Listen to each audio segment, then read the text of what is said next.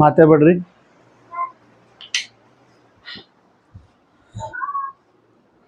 ಕರುನಾಡಿಗೆ ಭಕ್ತಿಪೂರ್ವಕ ನಮಸ್ಕಾರಗಳು. ಕೆಸೆಟ್ 2026 ಮೊದಲನೇ ಪತ್ರಿಕೆ ಫಸ್ಟ್ ಯೂನಿಟ್ ಟೀಚಿಂಗ್ ಅಪ್ಟಿಟ್ಯೂಡ್, ಇದರ ಆಧಾರಿತವಾಗಿರುವ 100 ಗೋಲ್ಡನ್ ಪಾಯಿಂಟ್ಸ್ಗಳ ಬಗ್ಗೆ ನಾವು ಚರ್ಚೆ ಮಾಡುತ್ತಿದ್ದೇವೆ. ಆಲ್ರೆಡಿ 36 ಪಾಯಿಂಟ್ಸ್ ಕಂಪ್ಲೀಟ್ ಆಗಿದೆ. ಈಗ 36ನೇ ಪಾಯಿಂಟ್ಸ್ ಅನ್ನ ನೋಡೋಣ. Observation method,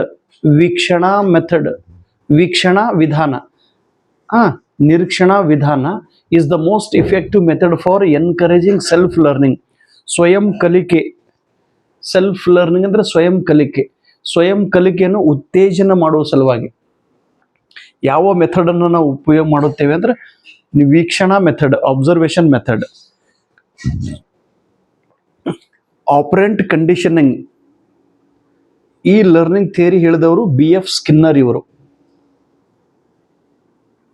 stimulus response, latent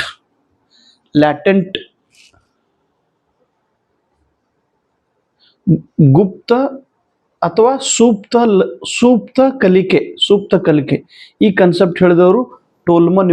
ಇವ್ರು ಏನಂತಾರ್ರಿ, ಪ್ರತಿಫಲವಿಲ್ಲದೆ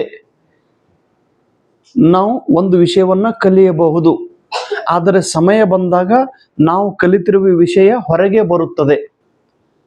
ಈ ಪ್ರಕಾರದ ಕಲಿಕೆಗೆ ಸೂಕ್ತ ಕಲಿಕೆ ಎಂದು ಕರೆಯುತ್ತಾರೆ. ಈಗ ಸೂಕ್ತ ಜ್ವಾಲಾಮುಖಿ ಅಂತ ಹೇಳಿದ್ರು. ಸೂಕ್ತ ಜ್ವಾಲಾಮುಖಿ, ಭೂಮಿ ಒಳಗ ಜ್ವಾಲಾಮುಖಿ ಇರ್ತೈತ್ರಿ, ಆದ್ರೂ ನಿದ್ರಾವಸ್ಥೆದೊಳಗೆ ಇರ್ತೈತಿ, ಅದು ಒಮ್ಮೆಲೆ ಸ್ಫೋಟ ಆಗ್ಬಹುದು.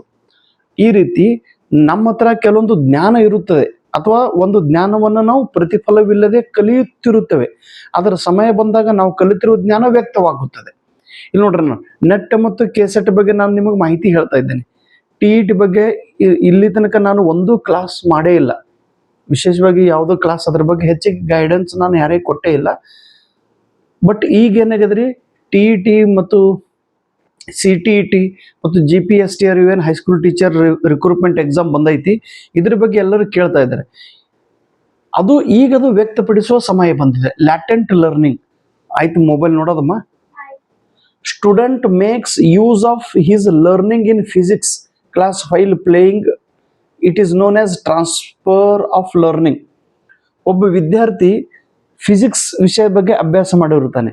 ಫಿಸಿಕ್ಸ್ ಅದರೊಳಗೆ ಇರುವಂತಹ ನಿಯಮಗಳನ್ನು ಆತನು ಮೈದಾನದಲ್ಲಿ ಆಟ ಆಡುವಾಗ ಫಿಸಿಕ್ಸ್ ಅದ ರೂಲ್ಸ್ಗಳನ್ನು ಫಾಲೋ ಮಾಡುತ್ತಾನೆ. ಇದಕ್ಕೇನಂತಾರ್ರಿ, ಟ್ರಾನ್ಸ್ಫರ್ ಆಫ್ ಲರ್ನಿಂಗ್. ಫಿಸಿಕ್ಸ್ ಅದ ರೂಲ್ಸ್ಗಳು ಆಟದಲ್ಲಿ ಉಪಯೋಗ ಮಾಡೋದು.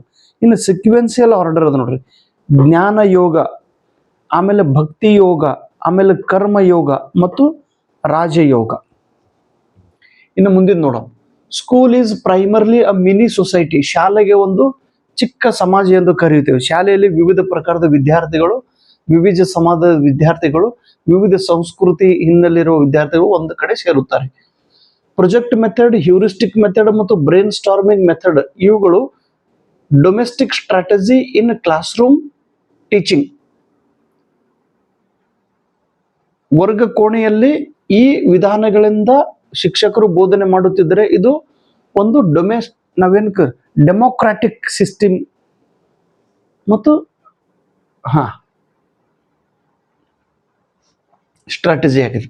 ಇನ್ನು first step of micro teaching, ಸೂಕ್ಷ್ಮ ಬೋಧನಾ ಚಕ್ರದ ಮೊದಲನೇ ಘಟಕ ಯಾವುದು? ಪ್ಲಾನಿಂಗ್, ನಿಯೋಜನೆ. ಇಲ್ಲಿ ಹೋಲಿಂಗ್ ವರ್ತ್ ಅಂತ ಒಬ್ಬ ಶಿಕ್ಷಣ ತಜ್ಞರದಾರ.